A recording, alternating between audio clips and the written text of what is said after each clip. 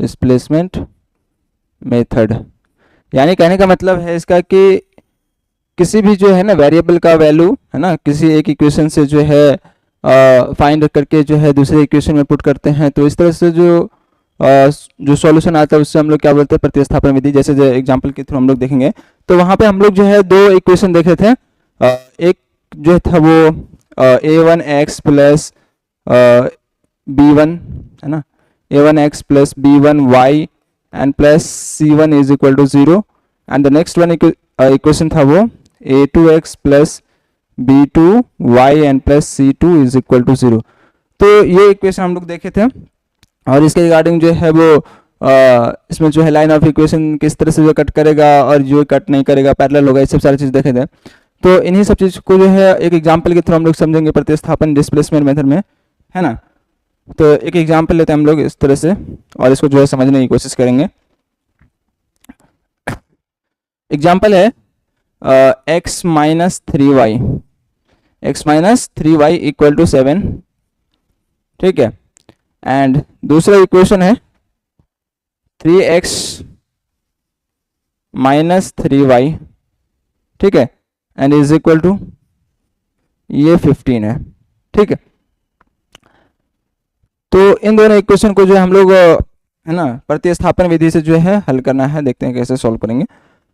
तो प्रतिस्थापन विधि में क्या करते हैं, किसी एक वेरिएबल का जो है वैल्यू निकाल के किसी भी इक्वेशन से आप दूसरे इक्वेशन में पुट कर दो, फिर वहां से उस वेरिएबल का वैल्यू निकालो, ठीक है। तो उस तरह से जो हम लोग जो है इसको सॉल्व करते हैं। ये इक्वेशन फर्स्ट हो गया और ये इक्वेशन सेकेंड, ठीक है, यानी समीकरण फर्स्ट और समीकरण सेकेंड, ठीक है। एलिमिनेशन में हम लोग क्या करते थे कि किसी भी एक टर्म को है ना, किसी भी एक वेरिएबल को जो है इक्वल करते थे, और फिर उसके बाद जो है उसको एलिमिनेट करके, यानी उसको जो है ऐड या सब्ट्रैक्ट करके जो है उसको हटा देते थे, मतलब एलिमिनेट कर देते थे। फिर उसके बाद जो एक वेरिएबल बचता था, और एक वेरिएबल को जो हम लोग सॉल्व करके वहां से वेरिएबल का वैल्यू आ जाता था किसी एक का। फिर उसके बाद क्या करते थे, उसी वेरिएबल का वैल्यू जो है किसी भी इक्वेशन में है ना, चाहे फर्स्ट इक्वेशन में या सेकंड इक्वेशन में जो है पुट करके हम लोग सेकंड वेरिएबल का वैल्यू निकाल लेते थे, ठीक है। तो इस तरह से यहाँ पे जो है प्रतिस्थापन में क्या करते हैं, देखिए जरा, आप क्या कीजिए कि x का या फिर y का है ना, मान लीजिए हम लोग क्या करते हैं फर्स्ट इक्वेशन से ना, फर्स्ट इक्वेशन से हम लोग जो है यहाँ पे लिखेंगे हम लोग समीकरण फर्स्ट से, ठीक है। समीकरण फर्स्ट से हम लोग क्या करेंगे, यहाँ से x के, देखिए समीकरण फर्स्ट क्या है, x minus 3y equal to 7 है। यहाँ से आप x का मान निकालो, तो x का मान ये कितना हो जाएगा, 7 प्लस 3y, क्लियर है। तो x का मान जो है फर्स्ट समीकरण से x का मान जो कितना निकल गया, 7 प्लस 3y, ठीक है। अब इनको क्या करना है, अब इनको जो है सेकंड इक्वेशन में पुट कर दो, ठीक है, यानी x की वैल्यू की जगह ये वैल्यू हम लोग पुट कर देंगे। तो उससे क्या बनेगा, उससे क्या होगा कि इस इक्वेशन में, सेकंड इक्वेशन में और सिर्फ एक वेरिएबल रहेगा, ठीक है। तो देखते हैं इसमें पुट करके क्या आता है इसमें वैल्यू, ठीक है। तो यहाँ पे लिखेंगे हम लोग समीकरण सेकंड में x का मान रखने पर, ठीक है। तो समीकरण सेकंड में x का मान रखने पर तो क्या होता है, चलो देखिए, ये है 3x, तो x की जगह पे हम लोग क्या लिखेंगे इसमें 7 प्लस 3y, क्लियर है। फिर यहाँ पे minus 3y as it is रहेगा, क्योंकि हम लोग सिर्फ और सिर्फ किसका वैल्यू चेंज कर रहे हैं, x की वैल्यू चेंज कर रहे हैं, और ये इक्वल है 15, ठीक है। तो अब इनको हम लोग सॉल्व करेंगे और सिंप्लीफाई करेंगे। देखिए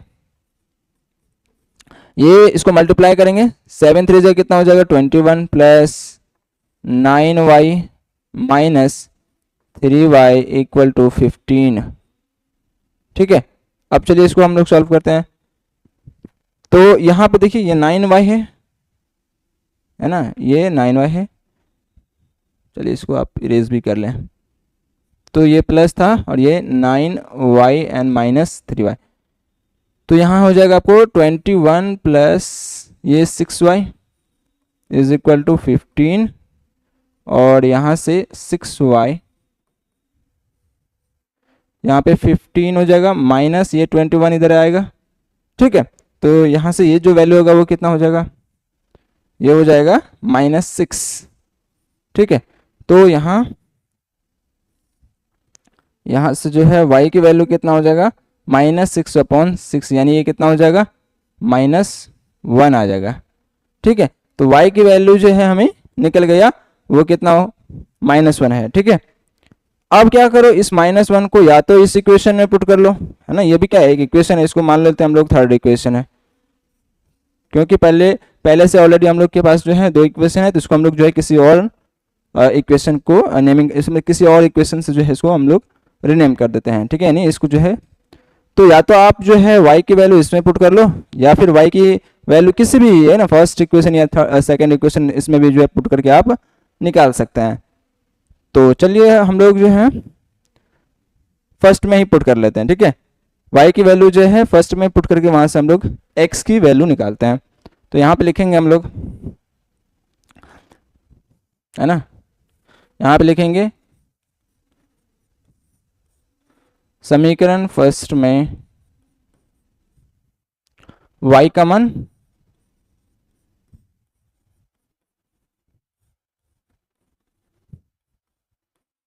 रखने पर, ठीक है, तो समीकरण फर्स्ट में y का मान रखने पर क्या होगा।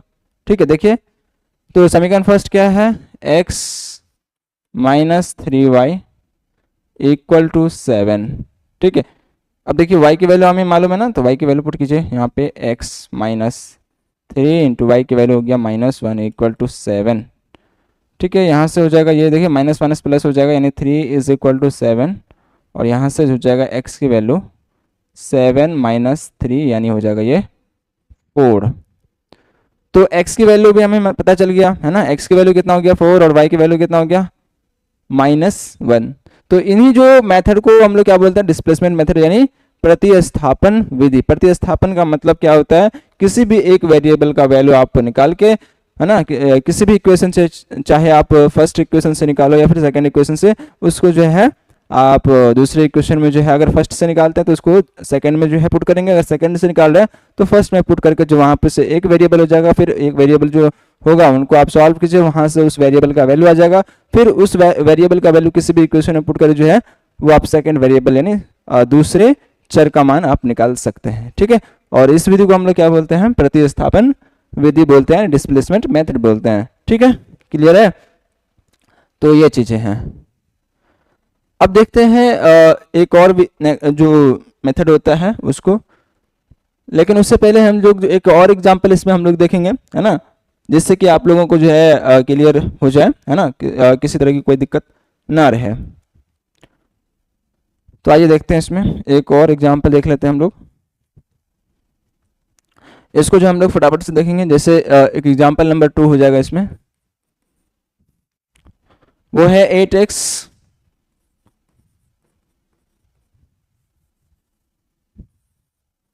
+ 5y, ठीक है, एंड -9 = 0। सेकेंड इक्वेशन है 3x + 2y -4 = 0। This is the first equation and this is the second equation। ठीक है, तो यहाँ पे हमें 2 इक्वेशन गिवन हुए, 2 समीकरण दिया गया है। ठीक है, 2 समीकरण दिया गया है, अब इनको हमको सॉल्व करना है। तो आइए देखते हैं कैसे, और वो भी प्रतिस्थापन विधि से।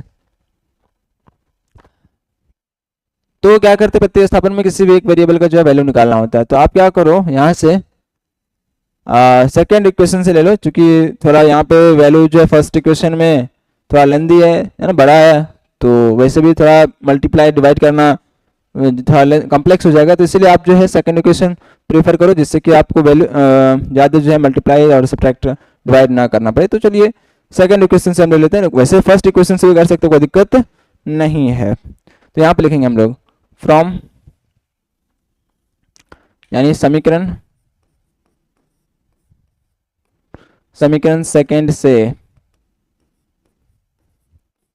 ठीक है, तो समीकरण सेकंड से क्या है, देखिए यहाँ पे 3x + 2y -4 = 0। ठीक है, 3x minus 2y 3x plus 2y minus 4 equal to 0 है। तो आप क्या करो, यहाँ से आप x की वैल्यू निकाल लो, कोई दिक्कत नहीं है। तो x की वैल्यू निकालोगे तो इन सभी टर्म को क्या करना पड़ेगा, राइट साइड करना पड़ेगा। तो ये हो जाएगा 3x equal to 4 minus 2y। Clear है। अब यहाँ से आप x की वैल्यू निकाल लो, ये x इज इक्वल टू कितना हो जाएगा 4 माइनस 2y अपॉन में 3। हो गया, क्लियर है यहाँ तक। इसको हम लोग जो है एक डिफरेंट इक्वेशन मान लेते हैं, इसको हम लोग जो है एक इक्वेशन थर्ड यानी समीकरण थर्ड मान लेते हैं। ठीक है, चलिए देखते हैं आगे। उसके बाद क्या करना है आपको, इन जो x अभी जो x वैल्यू निकालना है इसको या तो आप फर्स्ट इक्वेशन में पुट करो या फिर आप सेकंड इक्वेशन में पुट करो, फिर वहां से क्या होगा एक वेरिएबल बनेगा। चलिए हम लोग जो है फर्स्ट इक्वेशन में ही पुट कर लेते हैं, है ना, फर्स्ट इक्वेशन में ही पुट कर लेते हैं। तो यहाँ पे लिखेंगे x का मान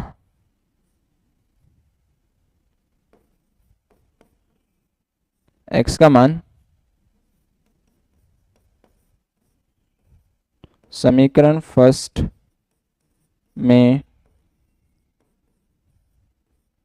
रखने पर, ठीक है। तो x का मान जो है समीकरण फर्स्ट में रखने पर क्या होगा, देखिए क्या है इक्वेशन, पहले वो लिख लीजिए 8x plus 5y minus 9 equal to 0 है। ठीक है, तो अब x की वैल्यू यहां पुट करते हैं 8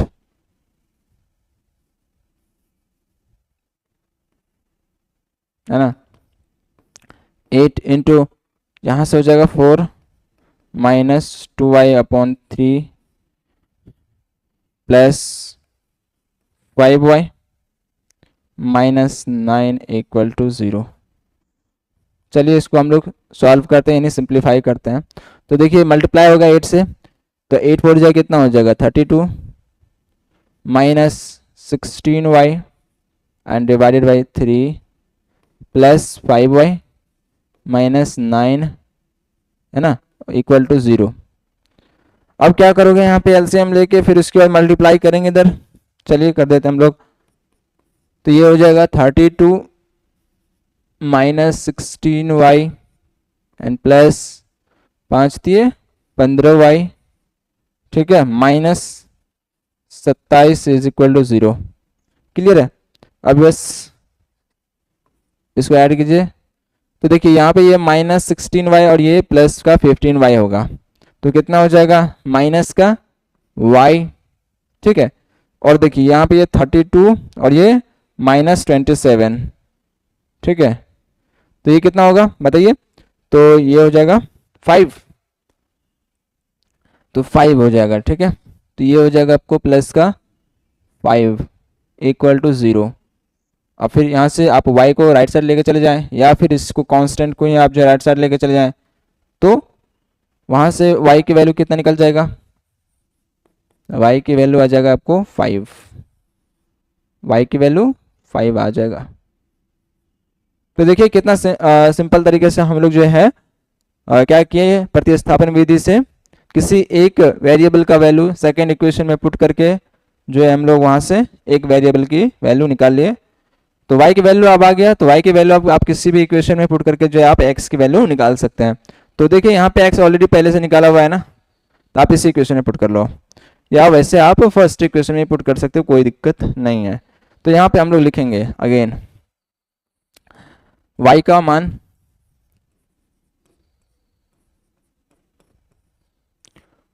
मान है ना समीकरण थर्ड में, है ना, समीकरण थर्ड में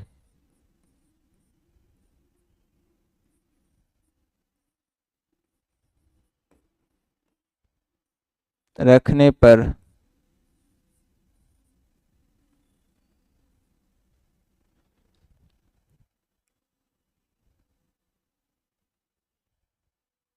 ठीक है। तो y का मान जो है आप समीकरण थर्ड में पुट करेंगे, देखिए क्या है यहाँ से x equal to 4 minus 2y upon में 3, यहाँ पे हो जाएगा 4 माइनस टू, टू की वैल्यू कित सॉरी 2 हो गया, y की वैल्यू कितना हो गया 5, तो यहाँ पे लिखेंगे 2 इंटू 5, ठीक है, एंड डिवाइडेड बाई 3, ये कितना हो जाएगा 4 माइनस 10 डिवाइडेड बाई 3, ये हो जाएगा -6 अपॉन में 3, यानी ये कितना हो जाएगा -2, यानी x की वैल्यू कितना हो गया, x की वैल्यू हो गया -2 और y की वैल्यू कितना हो गया 5। तो देखिए कितना आसानी से जो है हम लोग प्रतिस्थापन विधि का जो है इस्तेमाल करके यहाँ से जो है हम लोग x और y की वैल्यू निकाल लिए, ठीक है। इसी तरह से जो हम लोग ये पीछे जो है एक मेथड देखे थे, है ना, विलुप्तीकरण, जिसको विलुप्तीकरण या लोपन विधि भी बोलते हैं, एलिमिनेशन मेथड, तो इसमें जो है इतना सारा लिखना नहीं पड़ता है ना, डायरेक्ट हम लोग क्या करते हैं, किसी एक टर्म को एलिमिनेट करते हैं और फिर वहाँ से जो है वेरिएबल की वैल्यू निकाल लेते हैं। तो इस तरह ये जो है ना, इस तरह से जो हम लोग निकालते हैं, इसे हम लोग क्या बोलते हैं, प्रतिस्थापन विधि, ठीक है। तो अगर आपसे एग्जाम में पूछा जाए कि नहीं इस जो चर वाले रैखिक समीकरण है इसको आप प्रतिस्थापन विधि से निकालिए, तो आपको ये जो सारे स्टेप हैं इस तरीके से जो आपको निकालना पड़ेगा, ठीक है। चलिए हम लोग आगे बढ़ते हैं और देखते हैं नेक्स्ट मेथड, वो है, तो थर्ड मेथड है आपको बहुत अच्छा मेथड है, कई बार जो है अक्सर जो है एग्जाम में इस पे जो है क्वेश्चन बनता है, तो इसलिए आप इसको जो है बहुत अच्छे से ध्यान से समझिएगा। तो आते हैं, वो है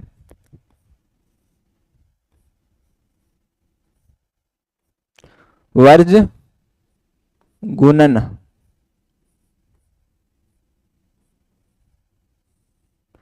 वर्ज गुणन विधि,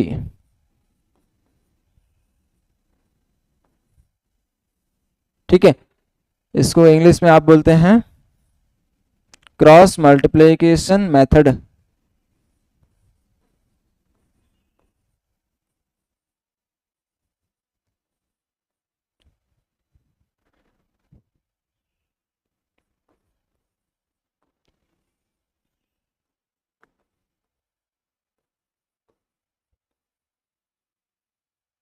ठीक है।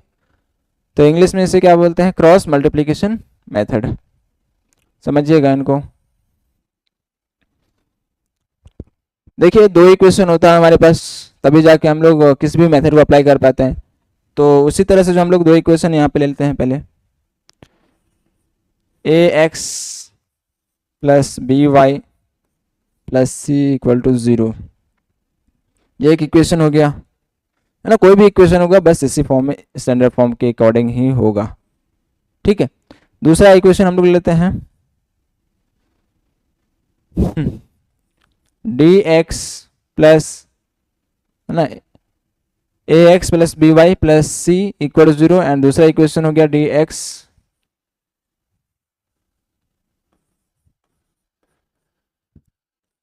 ई वाई एंड प्लस एफ, ठीक है। ये दो इक्वेशन हो गया, ठीक है। अब इनको जो हम लोग जो है वर्ज गुणन विधि द्वारा देखना है। तो वर्ज गुणन विधि क्या कहता है कि अगर आप x के मान निकाल रहे हो तो आप यहाँ पे लिखोगे, देखिए x y, डायरेक्ट आप इसमें जो है वैल्यू आप लिख सकते हैं, है ना। इसमें दोनों का वैल्यू जो है इजीली जो है आप एक 2 से 3 स्टेप में आप निकाल सकते हैं, ठीक है। तो x y और यहाँ पे 1 लिखेंगे, लिख दिए। अब देखिए क्या करना होता है, यहाँ पे एक चीज़ आपको जो बहुत ज़रूरी है वो चीज़ें हैं कि ध्यान रखना कि आप कभी भी पहले ऐसे, है ना, ऊपर से नीचे आओगे, इसमें जो कंडीशंस अप्लाई होता है ना वो चीज़ें आप ध्यान रखोगे। ये हम लोग देखेंगे अभी कहाँ पे अप्लाई करना है इसको।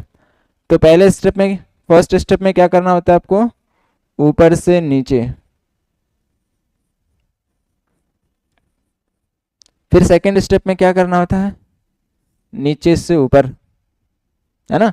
फर्स्ट स्टेप में ऊपर से नीचे, सेकंड स्टेप पे नीचे से ऊपर, है ना। फिर थर्ड स्टेप में क्या करना होता है, ऊपर से नीचे। ये चीज़ें है ना सीक्वेंस में आपको करना है, ऊपर से नीचे, नीचे से ऊपर, एंड फिर थर्ड स्टेप में आपको करना है ऊपर से नीचे। यानी up to down, down to up, है ना, and down up to down. ठीक है, तो ये चीज़ें अप्लाई करना है। चलिए देखते हैं इसको हम लोग कहाँ अप्लाई करेंगे। देखिए ये चीज़ें बहुत इंपॉर्टेंट, ध्यान रखिएगा। आप x की वैल्यू निकाल रहे हो ना, तो चलिए इसके जो कोफिशिएंट यानी गुणांक है आप उसको भूल जाओ, है ना, x के जो भी गुणांक है उसको आप भूल जाओ। तो देखिए फिर क्या बचा, ये सब टर्म बचा ना, बी वाई सी ई और एफ। ठीक है, ये जो है ना वेरिएबल्स आपको मतलब अभी नहीं है। ठीक है, कोफिशिएंट देखिए, तो कोफिशिएंट क्या है, पहले केस में x का वैल्यू अगर हम लोग लिख रहे हैं तो इसके कोफिशिएंट भूल जाइए। ठीक है, बाद बाकी क्या बचा, बी सी ई और एफ बचा है। अब देखिए फर्स्ट स्टेप क्या कहता है, ऊपर से नीचे आओ और क्रॉस होना चाहिए ऐसे, है ना। देखिए b को मल्टीप्लाई करेंगे f के साथ और e को मल्टीप्लाई करेंगे c के साथ। एक चीज ध्यान रखिए, ये चीज जो हम लोग अप्लाई करेंगे ना वो सिर्फ और सिर्फ फर्स्ट स्टेप जो होता है उसमें करेंगे, उसके बाद सेकंड स्टेप में जो ऑटोमेटिकली ये मल्टीप्लाई हो जाएगा क्रॉस, है ना, और बीच में क्या होगा, माइनस होगा। वो चला देखते हैं हम लोग कैसे देना है। तो फर्स्ट स्टेप में ऊपर से नीचे है ना, तो बी एफ क्या हो जाएगा, बी एफ माइनस आपको लगाना है इसके बीच में। ठीक है, भले ही आप अभी एक एग्जांपल के थ्रू भी हम लोग देखेंगे। तो यहाँ पे क्या होगा, पहले स्टेप में बी एफ, उसके बाद ये, चूंकि ये वाली टर्म तो हम लोग नेगलेक्ट करके अभी चल रहे हैं, है ना, तो क्या बच गया, सी ई या ई सी लिख दो, कोई दिक्कत नहीं है। ठीक है, तो x का वैल्यू क्या लिखेंगे हम लोग, बी एफ माइनस सी, ये इक्वल होगा। फिर यहाँ पे y की वैल्यू अगर लिखना हो तो देखिए इसको हम लोग क्या करेंगे, नेगलेक्ट करेंगे थोड़ी देर के लिए, क्या बच जाएगा, ए सी डी और एफ बच जाएगा। सेकेंड स्टेप में क्या कहता है, सेकेंड स्टेप में आपको कहता है नीचे से ऊपर जाओ। तो देखिए क्या ऐसे आएंगे हम लोग, नहीं आएंगे, नीचे से ऊपर ये ऐसे जाना है। तो डी सी माइनस, माइनस बीच में हर किसी में लगाना है। ठीक है, तो डी सी माइनस बीच में, उसके बाद क्या होगा, ए एफ होगा। क्लियर है, देखिए क्या होगा, D C minus D C minus A F हो गया, y की वैल्यू लिख दिए। अब चलिए यहाँ पे इसको इक्वल करेंगे किसके, तो देखिए ये कांस्टेंट टर्म के लिए होता है, तो ये कांस्टेंट टर्म हम लोग क्या करेंगे, थोड़ी देर के लिए नेगलेक्ट करेंगे। ठीक है, तो थर्ड स्टेप में क्या करना है, ऊपर से नीचे, ऊपर से नीचे। तो देखिए ये अगर ओमिट है तो क्या बच गया, ए बी डी और ई बच गया, ऊपर से नीचे करना है यानी ए ई हो जाएगा, बोलिए ए ई माइनस क्या होगा, डी बी, क्या होगा, इधर मल्टीप्लाई होगा ना, डी बी, ये हो गया। आया समझ में। तो इस तरीके से अब फिर क्या करना है, ये कोएफिशिएंट है, इन दोनों को मल्टीप्लाई करके और फिर उसके बाद सॉल्व करके दोनों को हम लोग जो है इस कांस्टेंट के इक्वल कर देंगे, वहां से x और y की वैल्यू निकल जाएगा। ये चीज़ें आपको समझना बहुत ज़रूरी है। अगर आप ये चीज़ें समझ गए तो फिर समझिए कि आप ये मेथड सीख गए, और इस मेथड पे एग्जाम में, है ना, बोर्ड एग्जाम में जो है क्वेश्चन बनते हैं, है ना। चूँकि थोड़ा कॉम्प्लिकेटेड होता है, बच्चों को समझना थोड़ा वो मुश्किल हो जाता है, इस वजह से जो है बोर्ड भी समझता है कि नहीं अप्लाई करने में इसको जो है दिक्कत होता होगा, इसलिए इस पर क्वेश्चन बनाते। तो इसलिए आप जो है गलती ना करें, ठीक है, और बहुत अच्छे से आप इसको समझें। ठीक है, इसको हम लोग एक एग्जाम्पल के थ्रू भी देखते हैं। ठीक है, तो आपको यही चीज़ें हैं, पहले एक बार ये कर लेते हैं हम लोग कि, है ना, अप टू डाउन जाना, फिर डाउन टू अप, फिर अप टू डाउन, यही चीज़ें हैं। जिसको आप जिसका वैल्यू लिख रहे हैं उसको ओमिट कर दीजिए थोड़ी देर के लिए, ओमिट मतलब नेगलेक्ट कर लीजिए। फिर उसके बाद जो बच गया वो स्टेप है, उस तरह से आप इसको वैल्यू अप्लाई कर दीजिए, बीच में माइनस आपको लगाना है। ठीक है, चलिए एक एग्जांपल देखिए हम लोग जो है देखते हैं। चलिए एग्जांपल है x minus 3y equal to 7। ठीक है, एंड सेकेंड इक्वेशन है 3x माइनस 3y, ठीक है, इक्वल टू है 15। तो देखिए इसमें क्या है कि आपको ये जो है ना गुणन वर्ज गुणन विधि होता है, क्रॉस मल्टीप्लिकेशन मेथड होता है, इसको लगाने से पहले आपको इस स्टैंडर्ड फॉर्म में जो है लाना पड़ता है इक्वेशन को। ठीक है, तो कभी भी आप ये मेथड अप्लाई करो तो पहले आप उसके स्टैंडर्ड फॉर्म जो होते हैं ना उसमें आप इक्वेशन को चेंज कर लो। तो बताओ कि ये जो इक्वेशन है इस स्टैंडर्ड फॉर्म में है, नहीं है। क्यों नहीं है, क्योंकि देखिए इसमें दोनों इक्वेशन में राइट साइड में क्या है, जीरो है, राइट साइड में आपको जीरो करना है। यहाँ पे क्या है, कांस्टेंट टर्म है ना, तो ऐसे काम नहीं चलेगा, है ना। तो इसको हम लोग देखिए कैसे लिखेंगे, इसको लिखेंगे आप x माइनस 3y, इस कांस्टेंट टर्म को लेफ्ट साइड लेकर आ जाइए, -7 इक्वल टू 0 आ गया। देखिए वो उस फॉर्म में आ गया फर्स्ट इक्वेशन। फिर इसको भी आप लिखिए, ये कितना हो जाएगा 3x माइनस 3y, है ना, -15 इक्वल टू 0। क्लियर है। देखिए दोनों अब इस फॉर्म में आ गया। अब इसको हम लोग जो है अप्लाई कर सकते हैं। इसको हम लोग कंसिडर कर लेते हैं first equation and this is the second equation. चलिए अब डायरेक्ट हम लोग जो है इसको अप्लाई करते हैं। तो यहाँ पे लिखेंगे हम लोग x divided by equal to, फिर यहाँ पे y डिवाइडेड बाय, फिर इक्वल टू 1 डिवाइडेड बाय। ठीक है, देखिए x का वैल्यू लिखना है, इसमें देखेंगे ना कि इसमें, ठीक है। तो देखिए इसके जो कोफिशिएंट है उसको ओमिट कर लेंगे। क्या बच जाएगा, देखिए फर्स्ट स्टेप क्या करना है, अप टू डाउन। तो देखिए ये खत्म हो गया ना, तो ये बचा है, तो इधर मल्टीप्लाई करेंगे। देखिए माइनस माइनस प्लस हो गया, पहले साइन को मल्टीप्लाई कर लीजिए, फिर उसके बाद नंबर को मल्टीप्लाई करेंगे, है ना, कोफिशिएंट को। 15 3 जा कितना हो गया 45, है ना, 15 3 45, तो कितना हो जाएगा, या तो आप लिख लो -3 इंटू दिस, तो यहाँ पे लिखे हम लोग डायरेक्ट लिखेंगे 45। क्लियर। अब क्या करना है, आपको बीच में माइनस देना है। आपको ये नहीं देखना है कि यहाँ पे माइनस है कि नहीं है, आपको ये जो बीच वाला जो माइनस होता है ना, मिडिल वाला माइनस, वो आपको देना ही है। तो 45 हो गया। फिर उसके बाद अल्टीमेटली क्या होता है, ये इसमें जो है दूसरे वाले मल्टीप्लाई करना होता है ना, ये इसको, है ना, क्योंकि ये तो पहले हम लोग खत्म कर लिए थे, तो पहले अप टू डाउन में ये इधर से मल्टीप्लाई हो गया, तो फिर ये मल्टीप्लाई हो जाएगा। जो रेस्ट बच जाता है ना, उसको हम लोग सेकंड में मल्टीप्लाई करते हैं। तो देखिए इसको माइनस करेंगे, माइनस माइनस प्लस, 7 3 कितना हो गया 21, ये हो गया। क्लियर है। तो x का जो वैल्यू था हम लोग इस तरह से, अभी वैल्यू नहीं मतलब इस तरह से जो है उसको हम लोग लिखे हैं, रेशियो है बेसिकली ये। तो फिर y का वैल्यू लिखना है, मतलब वैल्यू नहीं मतलब रेशियो, इसको लिखना है। y के लिए लिखना है, तो आप इसको ओमिट कर लीजिएगा ना थोड़ी देर के लिए। तो देखिए क्या होगा, ये अभी खत्म हो जाएगा। इसके लिए यहाँ पे कुछ नहीं, तो 1 है, 3 है, -7 और ये -15। क्या करना है आपको सेकंड स्टेप में, ना, डाउन टू अप, यानी नीचे से ऊपर। तो बताइए क्या होगा, 3 इंटू -7 होगा या फिर 1 इंटू -15 होगा, है ना। डाउन टू अप जाना है आपको, तो कितना होगा, प्लस माइनस माइनस हो जाएगा, 7 3 कितना होगा 21, -21, मिडिल वाला माइनस। क्लियर। अब देखिए फिर इसको और इसको मल्टीप्लाई करते हैं, 1 इंटू 15 कितना हो गया 15, साथ में साइन क्या होगा, माइनस होगा, तो यहाँ पे लिखेंगे हम लोग -15। क्लियर है। फिर इस तरह से आप कांस्टेंट टर्म यानी 1 के लिए लिखेंगे। तो ये तो थोड़ी देर के लिए ओमिट कर लेंगे इसको।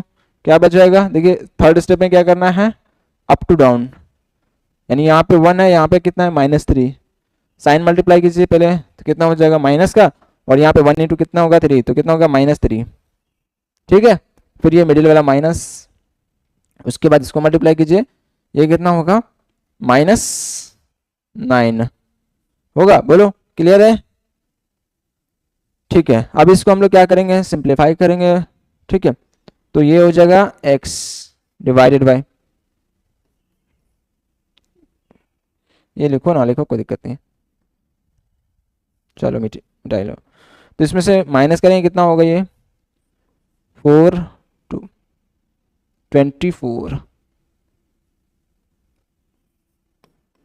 है ना, ये कितना हो जाएगा 24 equals to y divided by, देखिए ये कितना हो गया -21, और ये minus minus plus 15 equal to 1 divided by, ये कितना होगा -3 एंड प्लस का 9। ठीक है। एक स्टेप और इसको करेंगे हम लोग, x divided by 24 equal to ये y डिवाइडेड बाई, ये कितना होगा बताइए, माइनस का 6 होगा, इक्वल टू ये वाले बताइए कहाँ पे, सॉरी कितना होगा वैल्यू इसका, प्लस का 6 होगा, 1 डिवाइडेड बाई 6। ठीक है, यहाँ तक क्लियर। अब क्या करना है, अभी देखिए अभी भी हमको x और y की वैल्यू नहीं निकला है, इसका रेशियोज निकला है। तो अब क्या करना है, एक्स और वाई की वैल्यू निकालना है। तो देखिए ये सब सारे क्या है, इक्वल है। तो एक बार इस टर्म को आप क्या करोगे, इसके इक्वल करोगे, और एक बार जो है इसको इक्वल करेंगे, वहां से क्या निकल जाएगा, एक्स और वाई की वैल्यू निकल जाएगा। ठीक है, देखते हैं। यहाँ पे है x/24 इक्वल टू 1/6। ठीक है, कर दिए इस टर्म को इसके इक्वल, फिर इसको भी इसके इक्वल, चूंकि all three terms are equal. ठीक है, सेकेंड टर्म कितना है, y divided by -6 is equal to 1/6। अब इनको सॉल्व करेंगे हम लोग। तो देखिए 6 4 जा 24। अब ये देखिए क्रॉस मल्टीप्लाई हो जाएगा इधर, तो कितना हो जाएगा, x इज इक्वल टू 4। इसको मल्टीप्लाई, इसको सॉल्व कीजिए। देखो 6 1 जा 6, बोलो यहां से y की वैल्यू कितना हो जाएगा, -1 -1। ठीक है, दिखाते हैं इसके, ये सॉल्यूशन हो गया ना x और y की। देखिए यही एग्जांपल जो है ना, ये एग्जांपल जो है हम पीछे भी लिए हैं, देखते हैं इसका आंसर जो है वो वेरी मतलब जो है मैच कर रहा है या नहीं। क्योंकि आप किसी भी मेथड से सॉल्व करो इसको, आंसर तो सेम आना चाहिए। तो देखिए जरा इसको हम लोग वेरीफाई करते हैं। यही था ना, सॉरी नहीं, x माइनस का ये था, इस स्टेप में था। हाँ ये देखिए इसमें जो है y की वैल्यू -1 और x की वैल्यू 4। यहाँ पे देखिए y की वैल्यू -1 और x की वैल्यू 4। आया कि नहीं, बताइए। तो आप किसी भी मेथड से अप्लाई सॉल्व करो इक्वेशन को, आंसर जो है सेम आने वाला है। ठीक है, बस आप जो भी मेथड अप्लाई कर रहे हो ना, उसको आप सही तरीके से इम्प्लीमेंट करो, आंसर आपके जो है इक्वल आएगा। ठीक है, तो ये चीज़ें हैं। तो ये जो मेनली जो है, वैसे होने के एक और मेथड होता है, चलिए वो भी हम लोग डिस्कस करते हैं।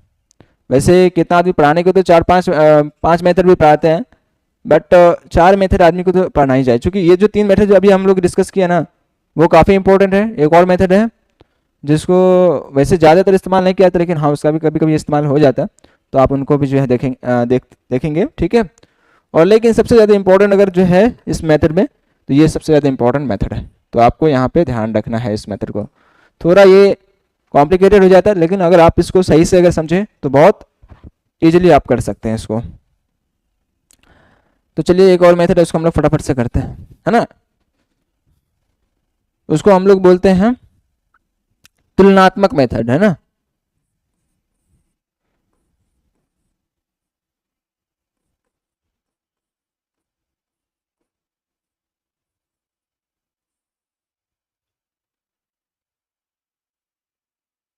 ठीक है, तुलनात्मक विधि,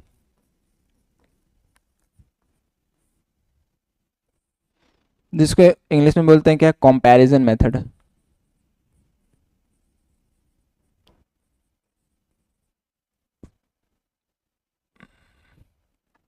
ना, कंपैरिजन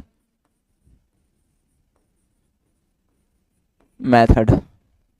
यानी आप कंपेयर करोगे, है ना, 2 इक्वेशन रहेगा, आपको उसको कंपेयर करके जो है फिर उसको सॉल्व करेंगे। ठीक है, देखिए स्टैंडर्ड फॉर्म पहले हम लोग देखेंगे, है ना।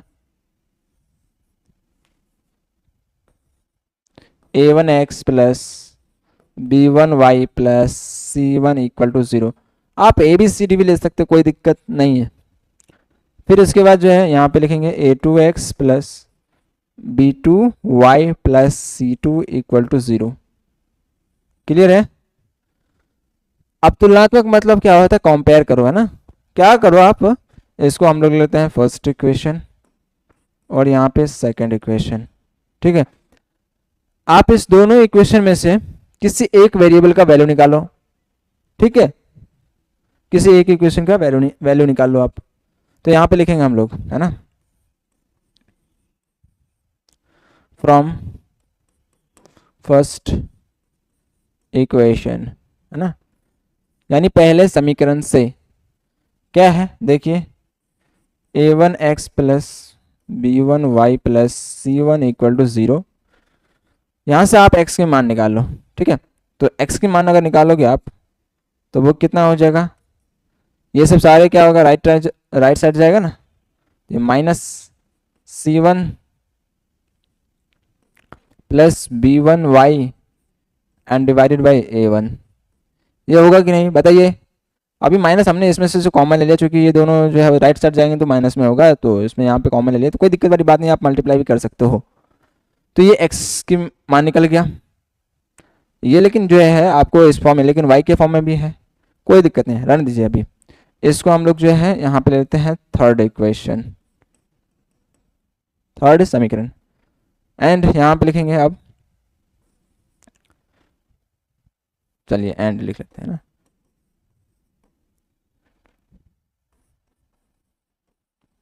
फ्रॉम सेकेंड इक्वेशन,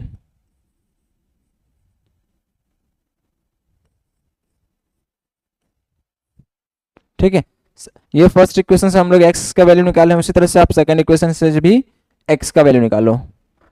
तो यहाँ होगा क्या, देखिए a2x plus b2y and plus c2 equal to 0, clear है। यहाँ से x की वैल्यू आप निकालो, कितना हो जाएगा, -c2 plus b2y and divided by a2, इसको आप फोर्थ इक्वेशन मान लो। अब देखिए यहाँ पे एक चीज़ हम लोग पढ़ते हैं ना ज्योमेट्री में, क्या जब LHS दो चीज़ें का इक्वल होता है तो RHS भी इक्वल हो जाता है। क्या ये चीज़ें आपको मालूम है या फिर समझते हैं कि अगर LHS इक्वल होगा है ना दो चीज़ें का, मान लीजिए ऐसा है x is equal to 3x minus 2, एक इक्वेशन हो गया। दूसरा है x is equal to 5x plus 6, ठीक है। या मान लो आप यहाँ पे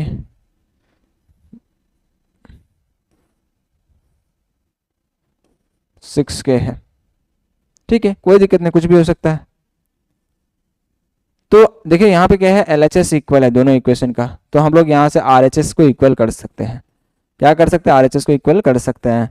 तो 3x माइनस 2 इक्वल टू यहाँ हो जाएगा 6k प्लस का 6, ये इसके इक्वल हो जाएगा। अब ये क्यों होता है जरा समझिए इसको। देखिए मान लीजिए दो इक्वेशन है, ठीक है। आप क्या करो, इस इक्वेशन में से इसको माइनस कर लो, या फिर इसको, या इसमें से इसको माइनस कर लो, या फिर इसको इसमें से किसी को माइनस कर लो।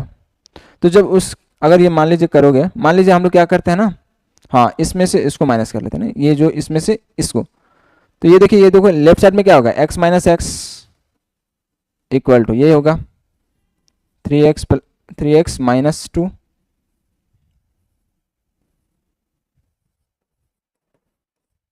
इसमें से इसको माइनस करें तो माइनस लगाना पड़ेगा 6k प्लस 6, ठीक है। एग्जाम्पल से समझिए, बहुत अच्छे क्लियर हो जाएगा। देखिए ये x माइनस एक्स कितना होगा, 0 होगा, और यहाँ पे देखिए 3x minus 2 minus 6k and plus 6, यही है ना। आप इसको इस साइड लेकर आ जाओ, या फिर इसको ही साइड ले, कोई दिक्कत नहीं है। तो चलिए इसको हम लोग इस साइड लेकर आ जाते हैं। तो 6k plus 6 is equal to 3x minus 2। अब आप बताइए क्या इक्वल नहीं हो गया, वही चीज़ तो हम लोग यहाँ पे भी कर रहे थे ना, वही चीज़ कर रहे थे कि नहीं बताइए।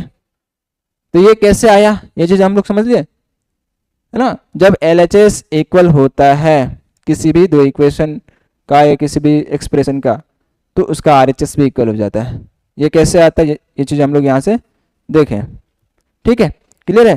तो अब वही चीज़ें हम लोग यहाँ पे अप्लाई करेंगे।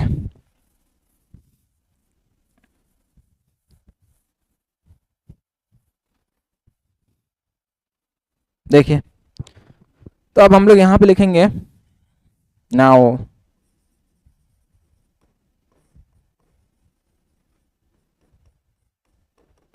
From third and fourth equation we get, इसका मतलब हुआ तीसरे और चौथे इक्वेशन से हमें प्राप्त होगा, क्या प्राप्त होगा, देखिए लेफ्ट साइड इक्वल है तो क्या होगा, राइट साइड इक्वल हो जाएगा, बताइए। तो यहाँ पे ये होगा minus into C1 plus B1y and divided by A1, ठीक है, A1 इक्वल टू ये हो जाएगा -C2 plus B2y and divided by ये हो जाएगा आपको A2। क्लियर है? अब फिर इसको हम लोग क्या करेंगे, सॉल्व करके यहाँ से हम लोग y की वैल्यू निकाल लेंगे। तो आपको इतना नहीं करना, क्योंकि यहाँ पे क्या है, सारी चीज़ें जो है A1 C2 इस तरह से है, तो थोड़ा आपको बड़ा हो जाएगा। ठीक है, अगर वही यहाँ पे कोएफिशिएंट नंबर के फॉर्म में होता तो आप इसको इजीली जो है मल्टीप्लाई करके जो है निकाल सकते थे, बट यहाँ पे आपको क्या करना पड़ेगा, सभी चीज़ों को मल्टीप्लाई करना पड़ेगा, जो कि आपको समझिए एक तरह से ये वेरिएबल है, वैसे ये तो कांस्टेंट है ना, C2 B2 ये सब सारे, तो ये थोड़ा बड़ा हो जाएगा और कुछ नहीं होगा, आप इसको कर सकते हो।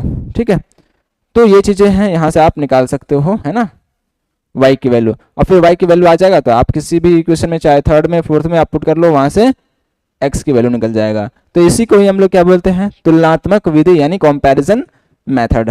ठीक है, इसको भी हम लोग जो एक एग्जाम्पल के थ्रू समझेंगे, पीछे जो एग्जाम्पल लिए थे वही एग्जाम्पल लेंगे, और इससे भी हम लोग देखेंगे कि आंसर जो है सेम आ रहा है या नहीं। ठीक है, चलिए देखते हैं फटाफट से। एग्जाम्पल था, है ना, 3x minus Y, sorry example ये नहीं था, x minus 3y,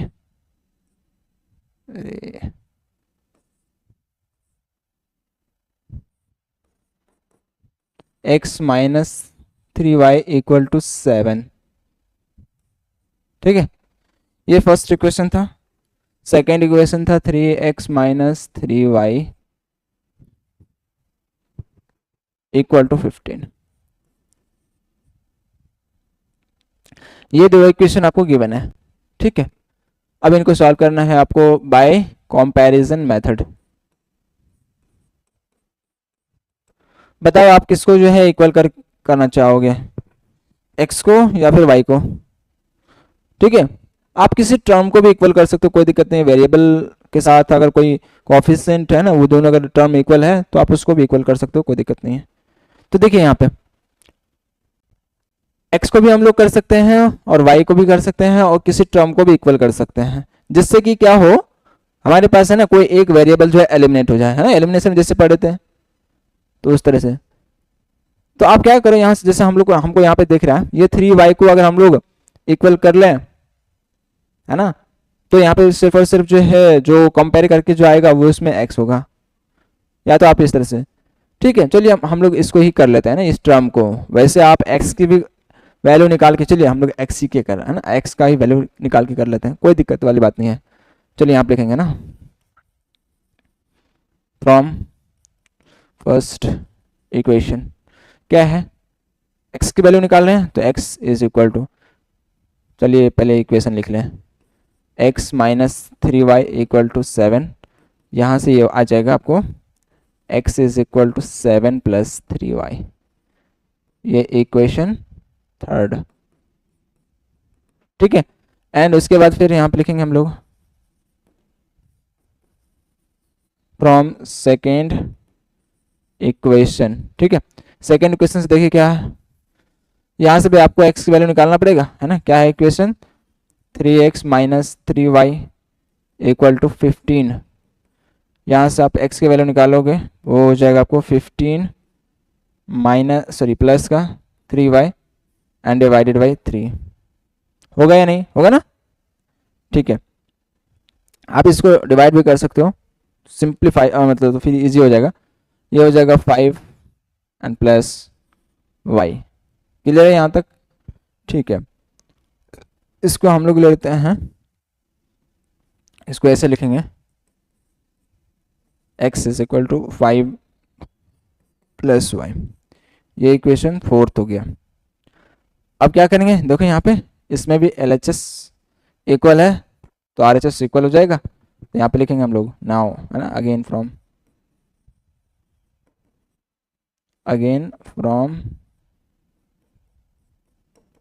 third and fourth. ठीक है, थर्ड एंड फोर्थ,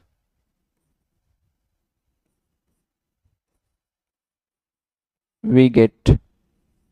ठीक है, तो तीसरे और चौथे इक्वेशन से हमें क्या मिलेगा, देखिए लेफ्ट साइड इक्वल है तो राइट साइड इक्वल हो जाएगा, है ना। 7 प्लस 3y इक्वल टू, है ना, 5 प्लस वाई। तो यहाँ पे होगा, इस y को इधर लेकर आओ, है ना, 3y minus y equal to 5 - 7। Clear है? तो देखिए यहाँ से ये हो जाएगा आपको -2y इक्वल टू, ये हो जाएगा -2। सो यहाँ से y की वैल्यू कितना हो जाएगा, -1। ठीक है। अब आप क्या करोगे, y की वैल्यू आप किसी भी इक्वेशन में पुट कर लो, वहाँ से x की वैल्यू आ जाएगा। तो नाउ, है ना, इसका मतलब अब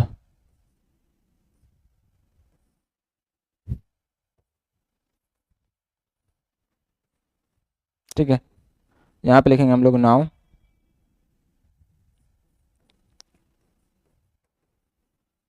putting the value of y in equation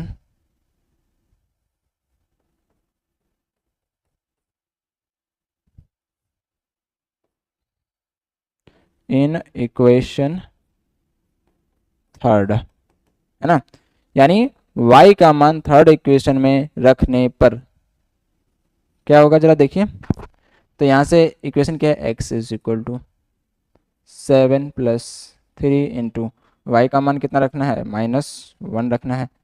तो इसको सॉल्व कीजिए, ये कितना हो जाएगा, 7 - 3 इज इक्वल टू 4। यहाँ से क्या निकल गया, x की वैल्यू 4। देखिए यही चीज़ें आ रहा था ना पीछे भी, है ना, चाहे आप किसी भी मेथड से अप्लाई कर रहे होते, सॉल्व कर रहे होते, y की वैल्यू -1 और x की वैल्यू 4, देख लीजिए आप इसमें भी, है ना, y की वैल्यू -1 और x की वैल्यू 4। तो आप किसी भी मेथड को अप्लाई कर लो, अगर आप सही अप्लाई कर रहे हो तो आपका आंसर जो है वो, है ना, वही आएगा जो आप दूसरे मेथड से निकाल रहे हो।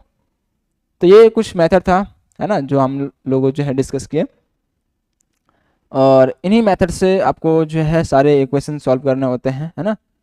कभी आप लेकिन सबसे जो बेस्ट मेथड होता है ना, शॉर्ट जल्दी जो है निकल जाता है, वो कौन सा मेथड था, एलिमिनेशन मेथड, है ना, लोपन विधि उसको हम लोग बोलते हैं। तो वो बहुत इजीली हम लोग को जो है इतना सारा कुछ करने की कोई ज़रूरत नहीं होता, उससे जो है हम लोग आसानी से निकाल सकते हैं। तो ये सब जो है मेथड था, है ना। तो इन सभी मेथड का इस्तेमाल करके जो है आप निकाल सकते हो इजीली। तो एग्ज़ाम में जैसा पूछे आप उस तरीके से चीज़ को निकालोगे। एक और चीज़ें हैं, छोटी चीज़ें, geometrical representation of two variable linear equation, है ना, मतलब इसको बोलते हैं ज्यामितीय निरूपण, है, दो चर वाले रैखिक समीकरण का। ठीक है, तो उसको हम लोग जो है ज्योमेट्रिकली यानी ग्राफ पे कैसे शो करेंगे, ये भी आपको क्वेश्चन आता है कि ये दो वेरिएबल इक्वेशन है, इसको आप ग्राफ पे जो है शो करके दिखाओ, और फिर इसका जो है सॉल्यूशन, इसका हल क्या होगा वो भी आपको दिखाना पड़ेगा। ठीक है, तो आइए फटाफट से हम लोग उसको देखते हैं, और फिर उसके बाद जो और कुछ नहीं रहेगा, फिर क्वेश्चन ही करना रहता है उसमें। तो क्वेश्चन आप लोग जो है बनाइएगा, और फिर अगर कहीं पे दिक्कत होगा तो आप लोग पूछिएगा कमेंट में। ठीक है, और या फिर नहीं होगा तो फिर हम जो है किसी भी एनसीईआरटी बुक का जो है या फिर अदर किसी बुक का जो है वो क्वेश्चन जो है हम लोग सॉल्व करवा देंगे। ठीक है, तो आइए देखते हैं।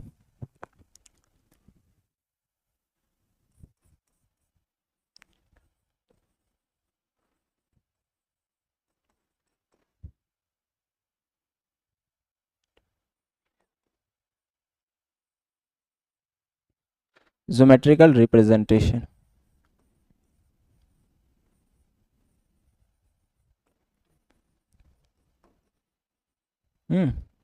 ज्योमेट्रिकल रिप्रेजेंटेशन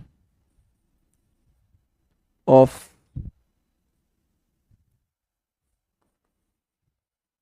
टू वेरिएबल, ठीक है, geometrical representation of two variable linear equation.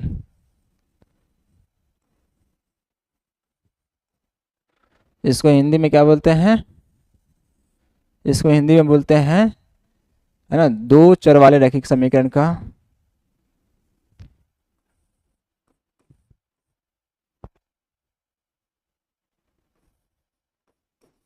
है ना, दो चर वाले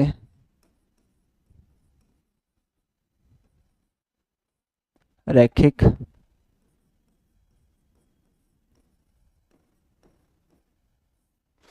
दो चर वाले रैखिक समीकरण का ज्यामितीय, है ना, ज्यामितीय निरूपण।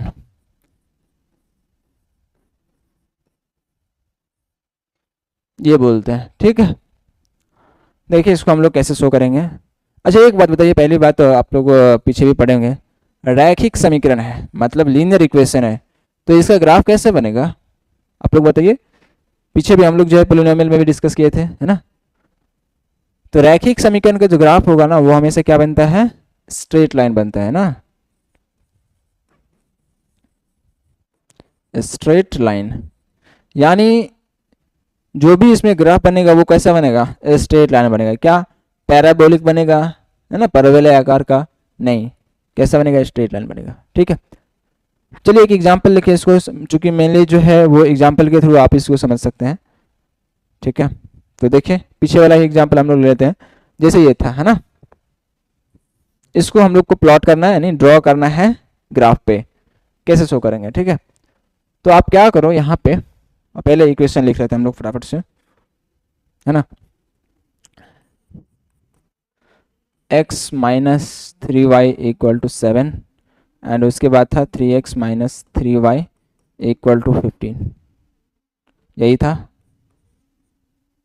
है ना, यही था। अब इसको हम लोग को शो करना है ना, तो आप क्या करो यहाँ पे, आपको जो है ना कुछ पॉइंट निकालने होते हैं इसमें। ये आप इस तरह से ले लोगे,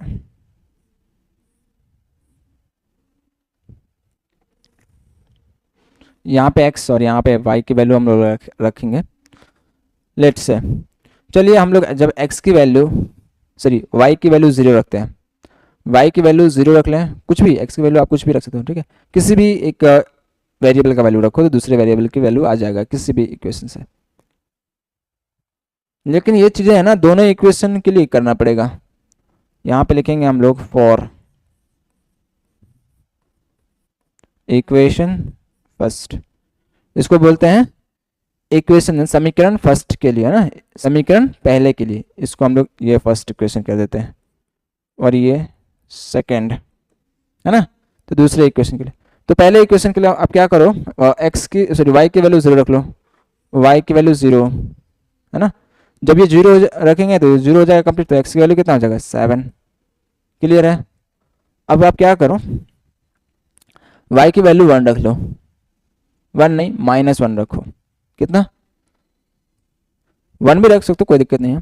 तो यहाँ पे हम लोग y की वैल्यू -1 रख लिया, तो -1 रखिए कितना हो जाएगा, प्लस का 3 हो जाएगा, उधर जाएगा वो कितना हो जाएगा, 7 माइनस 3 हो जाएगा, कितना हो जाएगा, 4। क्लियर है। आप आगे भी ले सकते हो, लेकिन हम लोग जो है यहाँ पे 2 ही पॉइंट लेंगे, कम से कम आपको 2 पॉइंट लेना होगा। ये चीज़ें हो गया। अब यहाँ पे लिखेंगे ना फॉर इक्वेशन सेकंड। ठीक है, तो सेकंड इक्वेशन के लिए आपको भी इसी तरह से 2 पॉइंट लेने पड़ेंगे।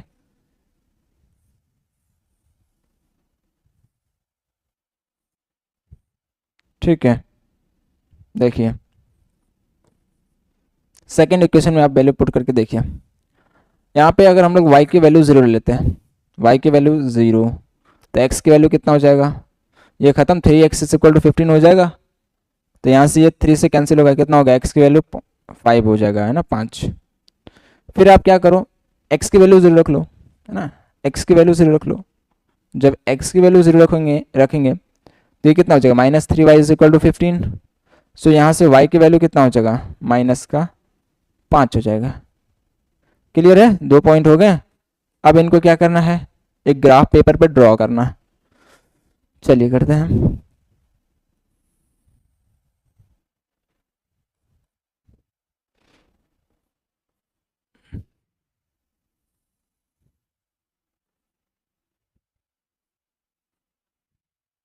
ये ओरिजिन होता है, ये x एक्सिस होगा, ये y एक्सिस होगा, ये y डैश और ये x डैश। नंबरिंग कर लेते हैं हम लोग फटाफट से। ये 1 2 3 4 5 6 7 8 9 10 एंड सो ऑन। देखिए आपको जो डाटा है वहाँ तक आपको नंबरिंग करना पड़ेगा। फिर ये हो जाएगा -1 -2 -3 -4 -5 -6 -7 एंड आप इधर भी कर सकते हो। इधर कर लेंगे हम लोग ये -1 -2 -3 -4 -5 -6 -7 -8 और ये -9। ठीक है, ऊपर भी आप नंबरिंग कर लेंगे इस तरह से 1 2 3 4 5 6 7 8 और ये 9 हो गया। यहाँ तक क्लियर है। ग्राफ पेपर पे आपको ये सब चीज़ करना पड़ेगा। ठीक है, देखिए पहले इक्वेशन के लिए क्या था पॉइंट, जब x की वैल्यू 7 हो तो y की वैल्यू कितना होगा 0। देखिए y कहाँ पे होगा 0, यहाँ पे मिलेगा, और x की वैल्यू कितना लेना है आपको 7, यानी ये पॉइंट जो है वो कहाँ पे आ जाएगा, ये है ना। पहला पॉइंट ये जो है वो यहाँ आ गया, इसको आप नेमिंग कर लो ए पॉइंट।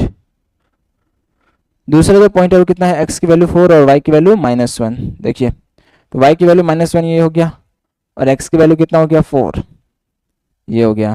देखिए इसके पैरेलल चलेंगे 4 तक। ठीक है, यानी जो पॉइंट होगा वो यहाँ पे लाई करेगा, ये इधर से 4 और इधर से -1, ये बी पॉइंट हो गया। ठीक है,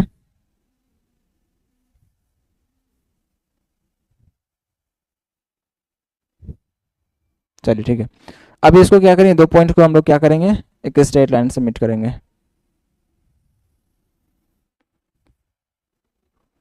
थोड़ा सा टेढ़ा हो गया, ठीक है कोई दिक्कत नहीं है, आप जो है इसको सही से करेंगे,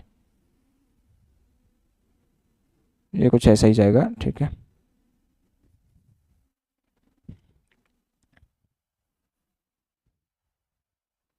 ये हो गया। ठीक है, और इसको आप आगे बढ़ा लो।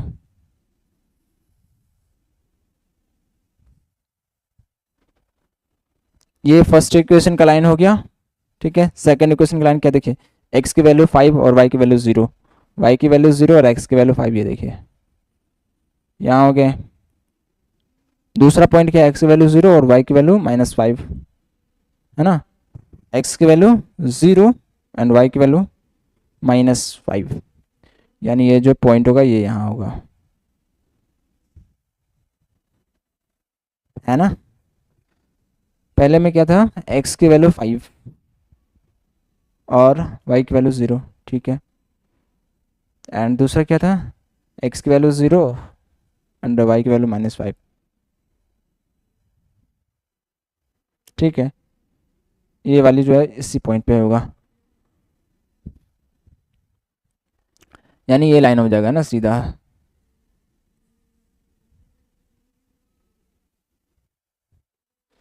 सीधा सा, ठीक है।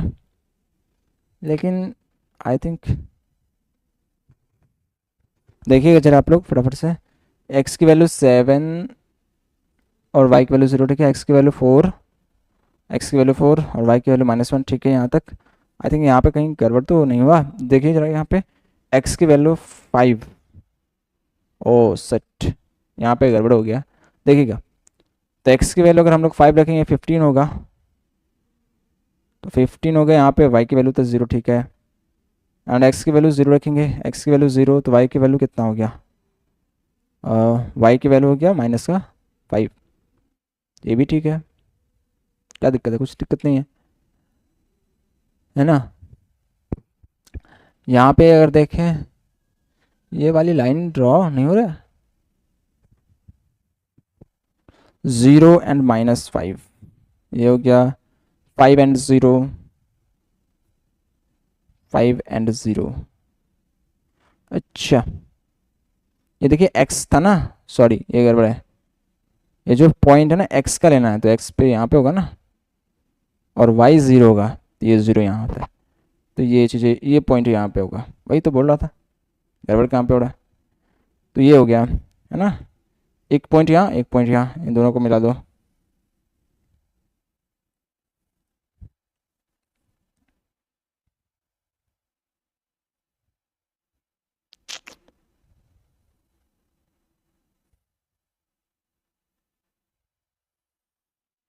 ठीक है, इसको आगे एक्सटेंड करेंगे इस तरह से।